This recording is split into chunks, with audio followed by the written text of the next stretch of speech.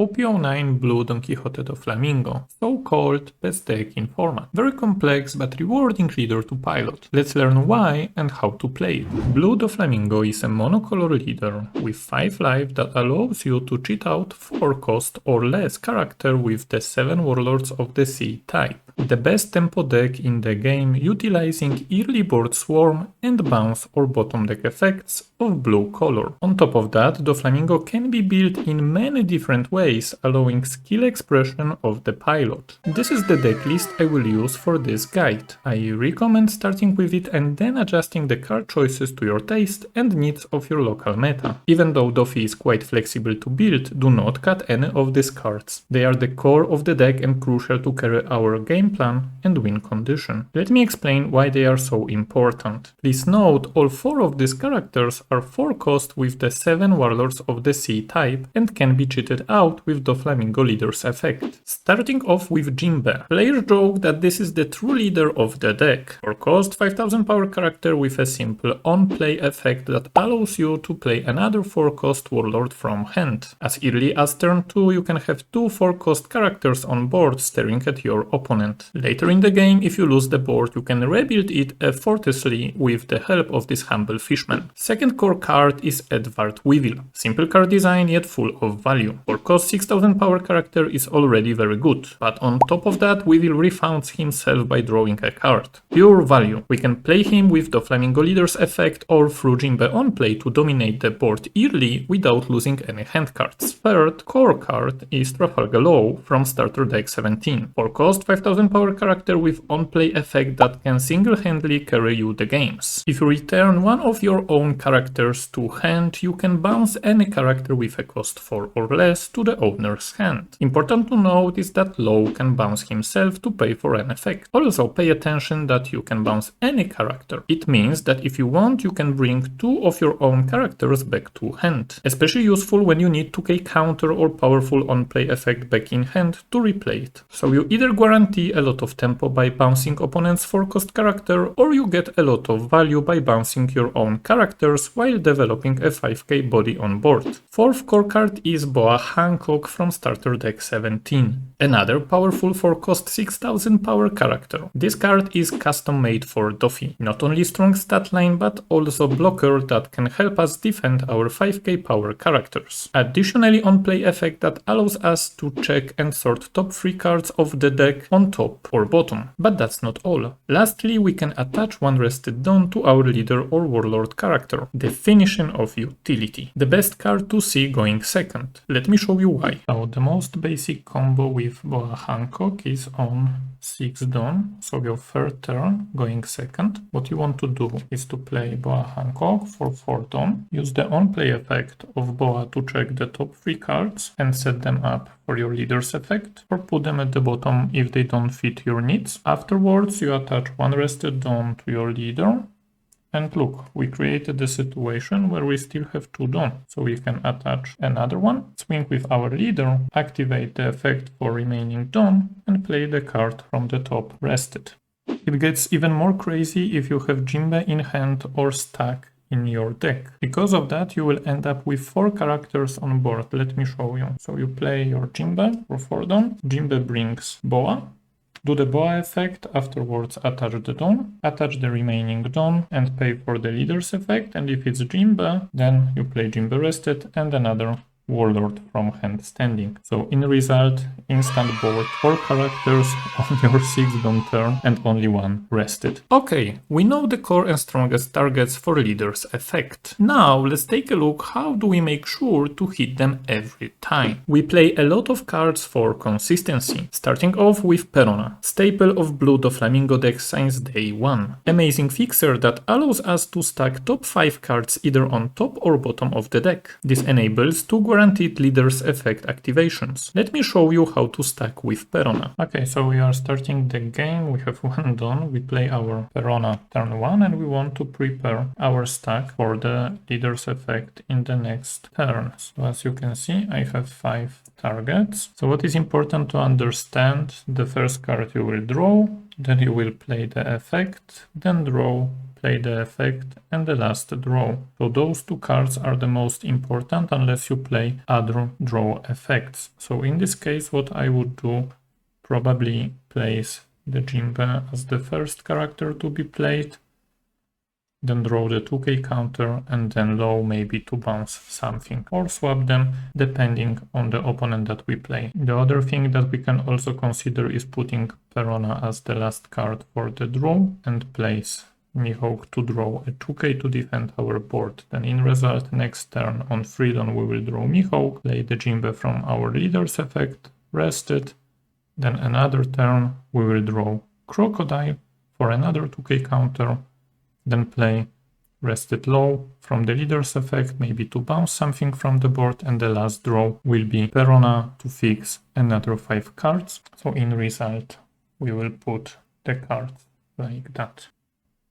Moving on to Marshall D. Teach. Amazing discovery to speed up our game plan. We already know how amazing 6 Dawn turn is with Boa Hancock. Blackbeard allows us to do the same but on 5 Dawn turn. So we already saw the example with Boa Hancock. Now let me show you how we are speeding up the process on curve with the 5 Dawns if the Teach is already on board. So our potential high roll would be obviously playing the Jinbe here for 4 Dawn. Jinbe will bring, for example, Weevil, and then we activate Marshall D. Teach effect to put Jinbe on top of the deck, attach 2 rested Dawns to our leader, swing and our remaining Dawn to bring the character from the top. And if it's another Jinbe, then obviously play from hand another character that we want. So you see 5 Dawn turn and we have instant board, a lot of resources manipulation, so it's good if you can combine such plays with characters like Edward Weevil or maybe Bouncer Low to get some resources in exchange. Teach also allows us to loop Bouncer Low once our board is already built. Bouncer Low loop you can do anytime during the game, the best when you have more than 4 Dawns, so 5 Dawns and up, and you need Low in hand. If you have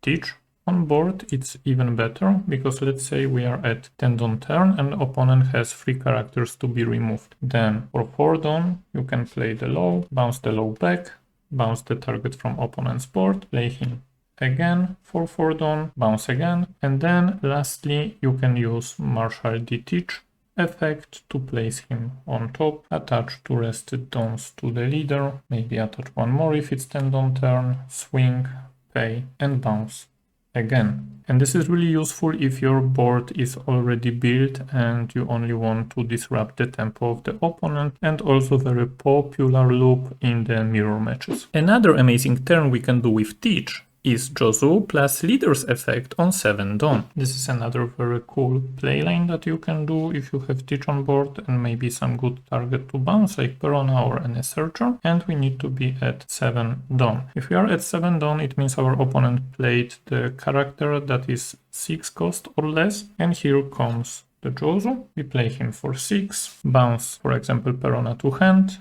bounce the target from our opponent, and then Marshall D. Teach. We have exactly 1 Dawn open. We will use the effect to place, for example, Weevil on top, attach 2 Dawn to our leader from Teach effect, swing, pay, and play our Warlord rested. And in this way, on our 7 Dawn turn, we have 1 big body, 1 a little smaller body, and the opponent's board should be empty if they play it on curve. Only downside is that Blackbeard is very resource hungry, as we always invest card from our hand for his effect. So it's advisable to use him in combination with draw or bounce effect characters. Third consistency card is Sengoku, simple searcher and best friend of Marshall D. Teach. He allows us to search for our key targets regardless of going first or second. Going first, we can find our 6k power characters like Weevil to use them in combination with Teach. Going second, Sengoku helps us to complete Jinbe combo pieces like Boa, Weevil or Jinbe himself. Later in the game, we can even bounce Sengoku to our hand to replay him and farm additional cards. The last consistency card, Buggy the Clown. Fixer and 2k counter in 1 card, often called War's Perona. He can only stack cards on top and you are checking only 3 cards. However, he is still a 2k counter that can be bounced back to hand if needed. In my opinion, Buggy is the flex slot in the deck, so you can play 3 or 4 copies depending on your needs. Next, I have for you remaining the 7 Warlords of the Sea card choices. In this deck, I run Crocodile and Mihawk as 8 copies of 2k counters and 2 copies of Moria for leader's effect, target numbers and cards recycling. Crocodile, first 2k counter of choice. Additional bounce effect for 2 cost or less characters. Can target opponents or our own characters depending on board state. Second 2k counter of choice is Mihawk. Effect may be helpful versus Blackbeard as its activate main hand washing. You can mix and match 2k counters based on your local meta. However, in OP09 I find Crocodile and Mihawk as the most useful. Aim to play around 11 or 12 2k counters. Last Warlord slots are occupied by Gecko Moria. Simple on-play effect allows us to bring back character from trash into hand. Very useful in combination with Teach on 5 on turn and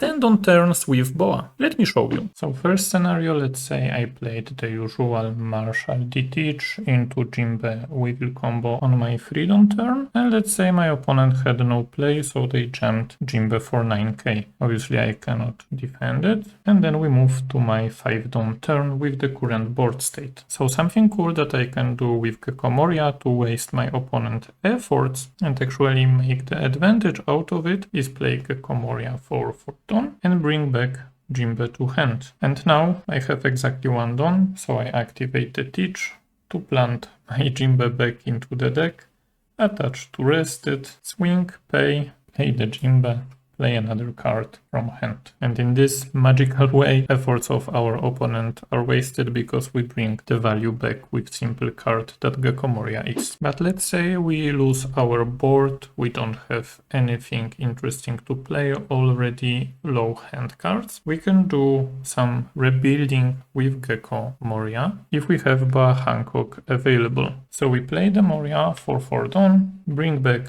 Boa Hancock to hand, and then we are basically on our 6th on turn. So we play Boa Hancock, do the effect, and then we attach the stuff like in the previous examples and play from the top. Very simple way to rebuild the board, but some conditions must be met. However, late in the game you probably have at least 1 copy either in trash or in your hand, or you can do the same if you have Jimbe and you want to rebuild with Jimbe Boa. The combos are the same as before. Only 2 slots for Moria because list is already very tight and he is not a key piece for our strategy. Feel free to change him for any other card you might need. Before we move into tech cards, let's shortly speak about the event cards. I played 2 copies of Gravity Blade and 1 copy of Perfume Femur. Gravity Blade is quite the popular pick in OP09 meta. It seems 2 copies are general consensus, but I saw lists running even 3 copies, so adjust it to your needs. Card is quite important, especially that we can combo it nicely with Teach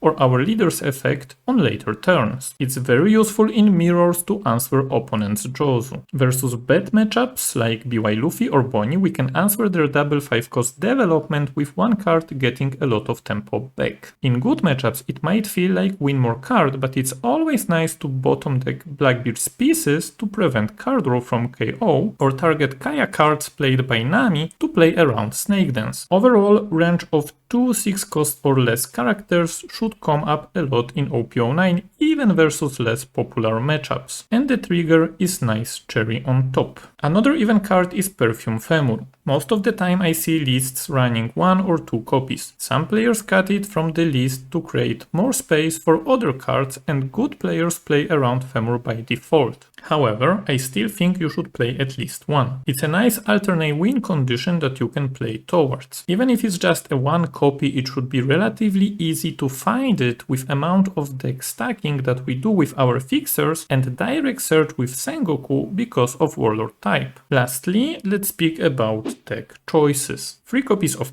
Pudding and 3 copies of Jozu. Pudding is amazing versus matchups that like to hold a lot of cards in hand. If you have trouble versus leaders like BY Luffy, Bonnie and NL, this might be the best solution to the problem. They either risk getting hit by Pudding or play with limited hand size to play around it. Win-win situation. On the other hand, Jozu is our answer for Mirror and matchups that play 5 or 6 cost characters on curve. In Mirror, the only answer for Jozu is Gravity Blade or another Jozu. It should be easier to stick him to the board than 4 cost characters that can be bounced back by low loop. Versus matchups that play 5 cost characters on curve like BY Luffy or Bonnie, it's one card answer that develops the board and kills opponent's tempo. For the turn order choice, we want to go first almost versus every matchup. It's because we play Teach that helps us to accelerate our early game and put a lot of pressure on our opponent. The only exceptions are NL and Nami. We want to go second against NL because of additional card draw that is crucial in this matchup as they will be starving us, but also to avoid losing first body played, either from trigger or just by NL attacking into it if we play it rested from our leader's effect on freedom turn. We want to go second against Nami to prevent them from free card draw, but also to not force ourselves into early attack before the board is developed. Just go second, spam Jimbe Weevil and all is good. Start attacking only once your board is already built. As with any aggro or tempo deck, I think early turns are the most important. Let me show you simple mulligan guide and early turns setup and possible playlines. Let's set up some simple mulligan rules to efficiently carry on our game plan. So normally we want to go first, so if we go first, the mulligan rule is very simple. We want to make use of our leader's effect as good as possible. Because of that, 2 cards that we are looking for are either Perona or Teach, because they allow us to efficiently use the leader's effect. Perona in hand guarantees the first 2 usages of leader's effect by stacking top 5 cards, unless we are really unlucky.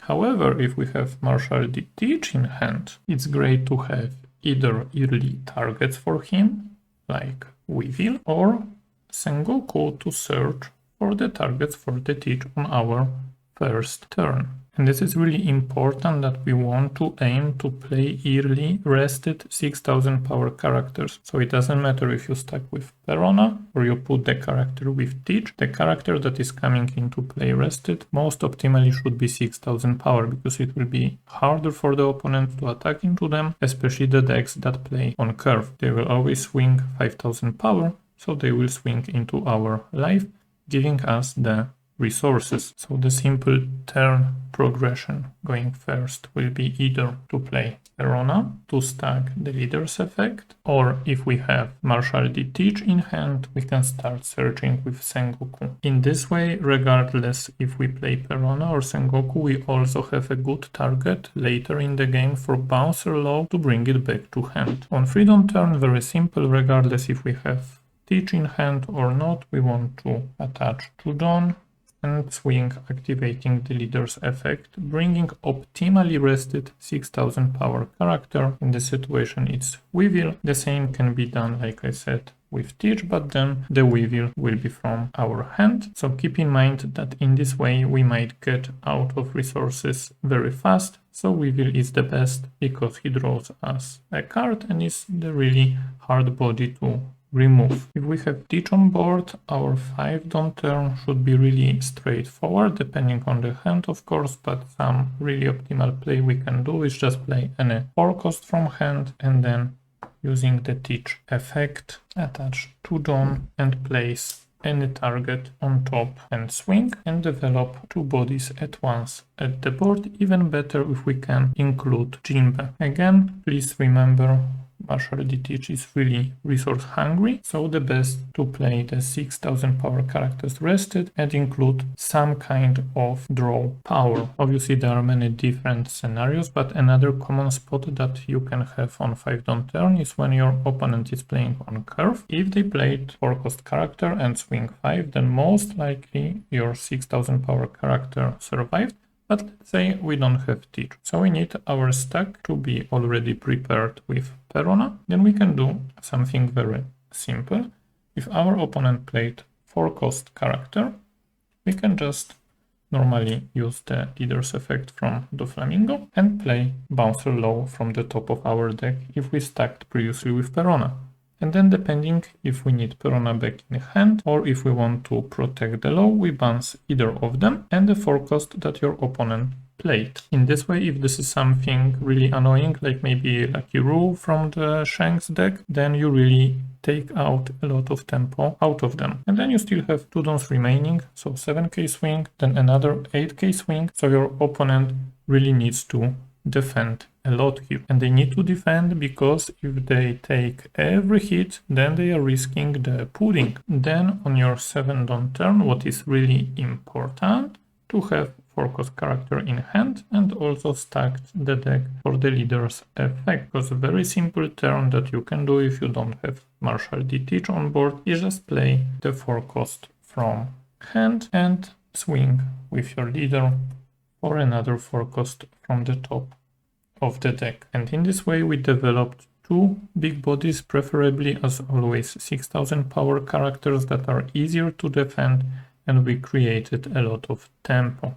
Obviously, if needed, you can stack again low at the top. It depends what cards you had in your stack from Perona. Something to keep in mind, if you started the game with Perona, then you need to stack again before the 7-don turn, because you use your leader's effect on 3-don turn and 5-don turn. So on 5-don turn, use one of the dons to play the fixer again. If we have Teach on board, then obviously we can pivot into the situation with the Josel that I already shown in the guide. So let's move to the later stages of the game. 9-don turn is normally the turn where a lot of games can already finish, depending how fast you are, how high roll was your opening. But let's say the situation that can occur is that opponents start to protect himself with the blockers, especially the 5-cost ones. And then obviously what you can do is simply just play Gravity Blade to get rid of 2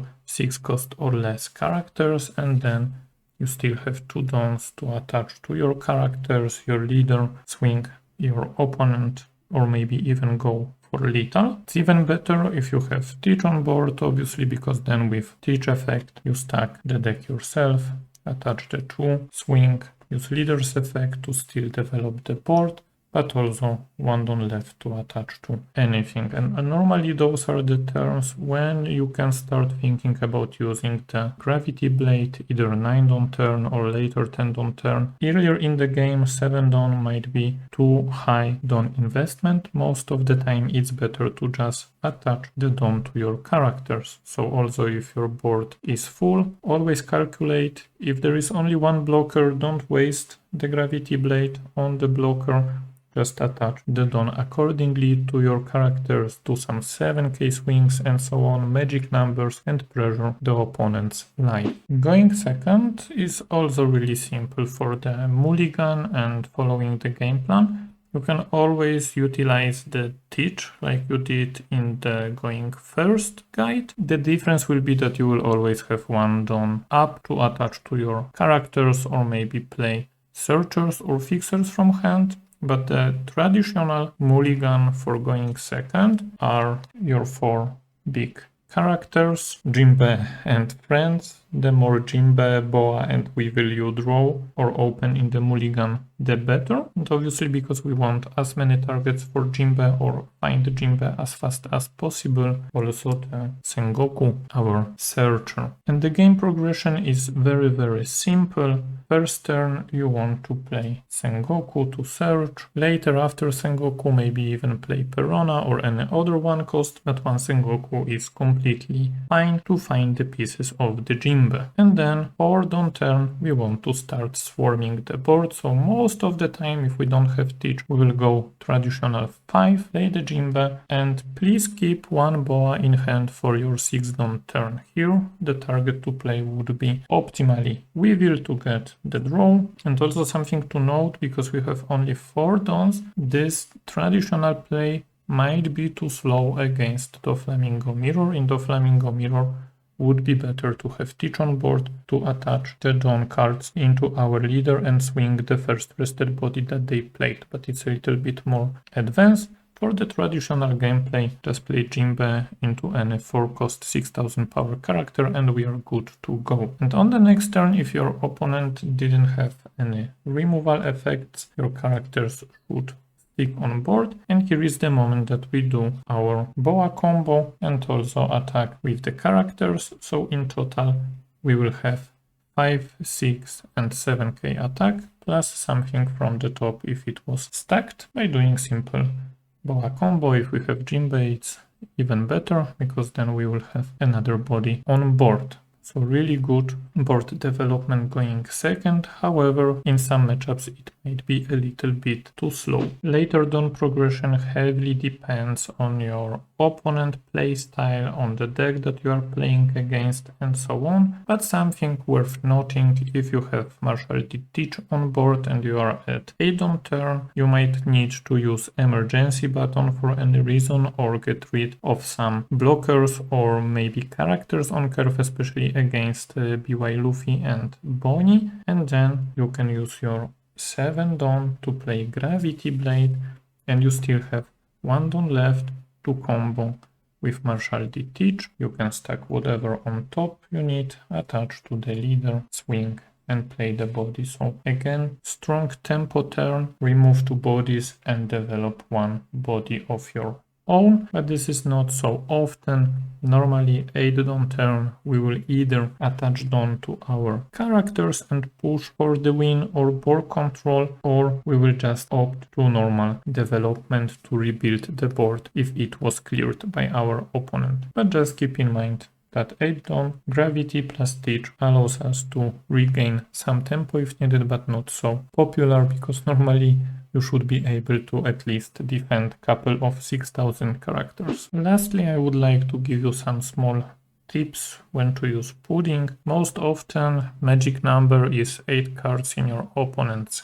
hand. Some people even use it when it's 7, but it's not always correct. Sometimes it's better to attach the Dawn cards to your characters and swing. And also something to note: if your opponent, especially Purple Luffy, leaves the Dawn up, even if they have 5 cards in hand, it might be smart to pudding them to avoid them getting the value of the Gum Gum Giant. Another thing to note: when we play pudding, we want to create a situation that we are either going for lethal or we are fighting for the board. We don't want to give our opponent refill of the hand for free. So the situation that I would create would be to either swing first with my characters and in this way pull up the hand of my opponent up to 7 cards, 8 cards, and then keep 4 Dawns to play the pudding at the end of the turn. Or if my opponent has a lot of characters rested but like 7 cards in hand and I want to fight the board instead of going for life, then also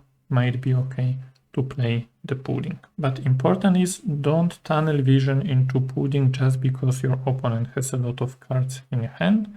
Sure, most of the time it will be correct decision if they have 8 cards, but think before you commit your play and you show the information to your opponent. And that's it for today. Let me know in the comments below what do you think about Blue Donquixote Doflamingo leader. Thank you for watching, see you in the next video, bye bye.